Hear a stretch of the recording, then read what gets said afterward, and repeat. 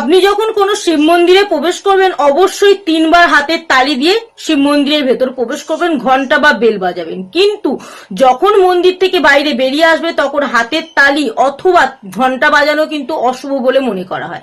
এর কারণ হিসেবে বলা হয়েছে আপনি যে 3 বার হাতের তালিটা দেবেন মন্দিরে প্রবেশ করার সময়, এই হাতের তালি নাকি ঈশ্বরের প্রতি ভক্তির প্রতীক হিসাবে মনে করা হয়। তবে 3 বার কেন হাতের তালি বাজানো হয়? 3 বার হাতের তালি বাজানোর কিছু ব্যাখ্যা আছে। প্রথম হাতের তালিটা যখন আপনি মন্দিরে ঢোকার সময় বাজাবেন তখন কিন্তু ভগবানকে অর্থাৎ মহাদেবকে জানানো যাবে যে আপনি সেখানে উপস্থিত আছেন, অর্থাৎ মহাদেবের ভক্ত সেই মন্দিরের ভেতর উপস্থিত আছে। দ্বিতীয় হাতের তালিটি হচ্ছে ভগবানের থেকে অর্থাৎ মহাদেবের কাছ থেকে আশীর্বাদ প্রার্থনার জন্য দেয়া হয়।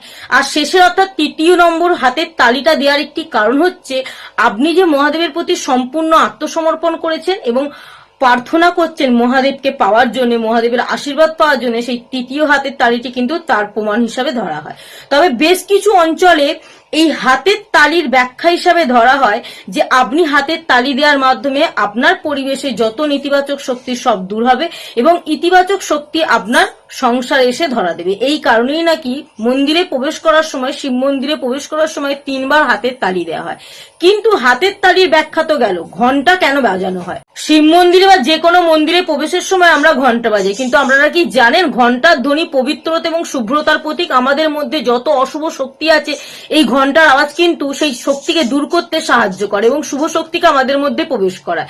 অর্থাৎ মহাবিশ্ব সৃষ্টির সময় যে ধ্বনির সৃষ্টি হয়েছিল সেই ধ্বনির প্রতীক হচ্ছে এই ঘন্টার ধ্বনি।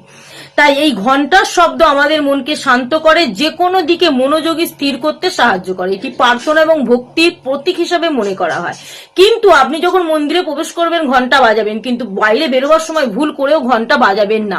এতে কি হয়, আপনারা যে মন্দিরের ভেতর প্রবেশ করেছিলেন যতটা ইতিবাচক শক্তি আপনি আপনার মধ্যে প্রবেশ করেছিলেন মন্দিরের ভেতর গিয়ে, আপনি যদি বাইরে বেরোবার সময় সেই ঘন্টার আওয়াজ দিয়ে অর্থাৎ ঘন্টা বাজিয়ে বাইরে বেরিয়ে আসেন, তাহলে আপনার মধ্যে যতটা ইতিবাচক শক্তি ছিল সব কিন্তু আপনি সেখানেই ফেলে রেখে চলে আসবেন। তাই মন্দির থেকে বেরোবার সময় ভুল করেও আপনারা ঘন্টার আওয়াজ অর্থাৎ ঘন্টা বাজাবেন না, হাতের তালি দেবেন না। শুধুমাত্র এগুলো কখন করা শুভ? যখন আপনি মন্দিরের ভেতর প্রবেশ করবেন, সে যে কোনো মন্দিরেই হোক না কেন, শিব মন্দির ছাড়াও যে কোনো মন্দিরে প্রবেশ করার সময় এই কথাটা মনে রাখবেন। তো ভিডিওটি কেমন লাগলো কমেন্টে জানাবেন। যদি ভিডিওটি ভালো লাগে লাইক, কমেন্ট এবং শেয়ার করতে ভুলবেন না।